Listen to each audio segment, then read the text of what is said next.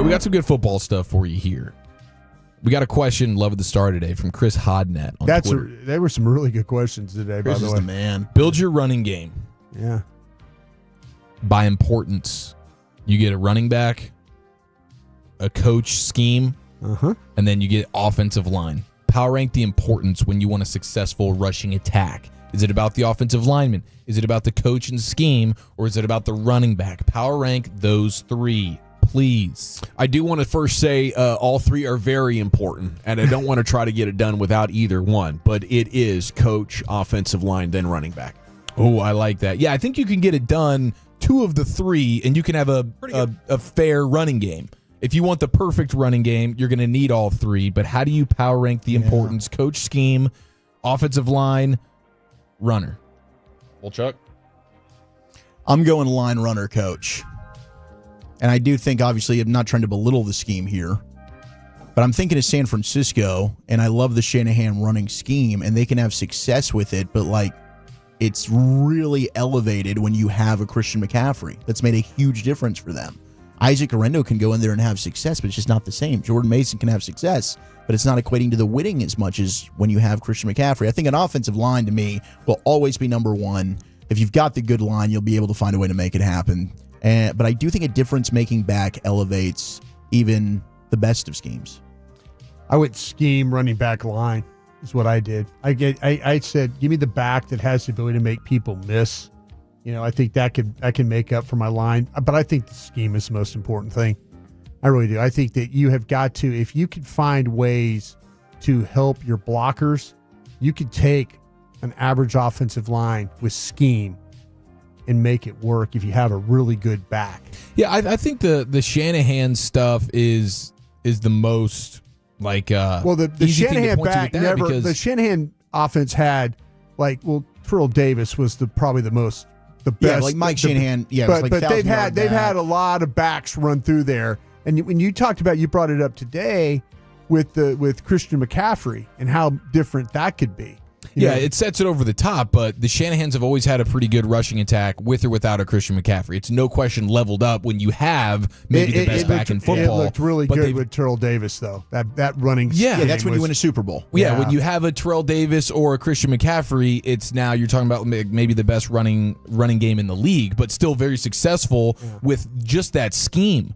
Like Shanahan in San Francisco right now, outside of Trent Williams, it's kind of just a bunch of regular dudes on the offensive line, but the scheme is good enough to where it's always awesome. And even when they have just a Garendo or a Jordan Mason, it's still a successful rushing attack. Now, obviously, when you make it Christian McCaffrey instead of those guys, it becomes maybe the best in the league. So I felt like the offensive line and the scheme is like 1A, 1B, you know? And then when you have a great running back, the thing is it's easier to find a running back who can at least be serviceable as opposed to just snap your fingers and have a great offensive line coach or snap your fingers and have great offensive line men. It's harder to find offensive linemen than it is running backs. Yeah, that's kind of how I approached it too. Like, what is the timeline of the quality of this thing that we're going to get? And if we have great coaches, that can stick around for 4 decades, as in the name of Shanahan. If I have a great offensive line, that can hold me 12, 15 years. Well, I mean, I'm going to need to find a new runner every 4 to 6 years. I'm just looking at the... Okay, go for it, Brian. The thing about it is we've all sat back and really admired what Arizona's done. Yeah. Arizona does not have a great offensive line. Right. No. And they have a really good scheme and they have a good runner with Connor, but they've also got a quarterback that can run too. Yeah, and they were the 8th best rushing team in the league last year. I wonder if we go through this, can you tell me what the hell rushing scheme any of these teams run? Baltimore, and I'll say Baltimore, Lamar Jackson, Derrick Henry, the players there help. I don't know what kind of offensive rushing scheme they're running. Philadelphia, none of us think Kellen Moore has any type of scheme. No, that's the offensive line coach. That's offensive line. That's Barkley, right? Well, Washington with Cliff Kingsbury. Does he have a running scheme that's really good? We know that he's good when it comes to passing schematically, but they were number 3. Tampa Bay, I can't tell you. What is this number? What category are we looking at? Just overall rushing yards? Overall NFL, top 10 rushing teams, 2024 NFL season. Colts, solid offensive line. You got Jonathan Taylor. Bills, James Cook, solid offensive line. And a great scheme with what Joe Brady's put in there. That's a result of what gets ratings, though, right? That's why we don't know their schemes. We know their skill players and their quarterbacks, their head coaches, But once you drill down into schemes on a TV or radio level, you're going to lose a lot of your audience. This is like talking scheme is more intense sports radio and like podcast land. You know what I'm saying? Because it's too in depth to be mainstream. Right. It is intense like hobbyist. Yeah. Yeah. It's also just its zone, it's power, it's counter, it's trap. I mean, it's not like it's. Well, if you look at the McVay group, yeah, they're zone based, and that's based out of the Shanahan stuff. Right. So it really all started, as we've been talking about, with Shanahan, and then these guys have spun off from that, and then they've gone into. So it's really more about zone. Not everybody has power linemen. That's the problem. Sure. So you got to marry, whatever you want to run to what your line's best at. Exactly. I think everyone's kind of doing a form of the same thing to an extent. It's just how well Dallas is going to be a gap scheme because of their inside three. But okay, so it's different than that, Wolchuk, because it's not just the scheme that every coach can have gap or zone or pin and pull or power or whatever. It's how good are we at recognizing the best traits of our players and fitting them in the perfect place for their strengths and then teaching them how to mitigate their losses. Like the hands-on teaching component is, I really think, the difference maker because, some of these guys, they can't communicate or they don't know the exact hand placement and angle. And that, I think, is the difference in Shanahan. No, anybody can watch Shanahan's tape and try to go coach that. But they can't pull it off for one reason or another. I think that I'm with you 100%. When you start to talk about what Baltimore is, I think Baltimore's a college concept scheme.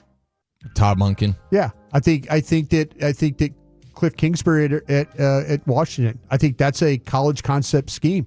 When you start to talk about how they run the ball, I think it's these guys that kind of have like, okay, how did we do it when we were in the college game? And then you have the quarterback that has the ability to also be the ball carrier. I think that's a college-based scheme. I mean, with Baltimore, it started with, even before that, with the guy from Greg Roman. And then they went away from that. Then they brought back, like you said, Monken, college-based kind of an ideas. So if you have a mobile quarterback, you're probably a college-based scheme. Yeah, I'm with you, and that makes a huge difference for your run game. I mean, you mentioned like Washington and Baltimore as teams that run for a lot of yards. Your quarterback's a big part of that, and I think these coaches that are not just I teach zone or I teach power, like a guy like Ben Johnson, where on a week-to-week basis, depending on the defense, I got 5 different ways to run the ball. Yeah, but the players help that immensely. He's got an incredible offensive line to work with. Will that carry over to Chicago? Agree. Like, I think it starts and stops with the players. I don't know. Like, I'm kind of, as we're having this conversation. It was the same way in Arizona, and Arizona doesn't have a bunch of great offensive linemen. Go look at how many different ways they ran the ball. Yeah. Now they have a running Clayton quarterback. Adams did and they do have a running quarterback. Clayton Adams did a great job with that, and he talked about that with us. I would say, okay, you asked about San Francisco. I know we got to get out of here, but I asked about San Francisco. What do you think their scheme would be? And I know what I would call them. I would wide call zone. Yeah, they're wide. I would call them a power running scheme. You play with a fullback, you're power. You're down blocking. You're pulling guys. That's kind of doing crack toss with with Juszczyk. If you're playing with a fullback or a move guy, you're a power based run scheme because you're trying to get blockers to the point of attack.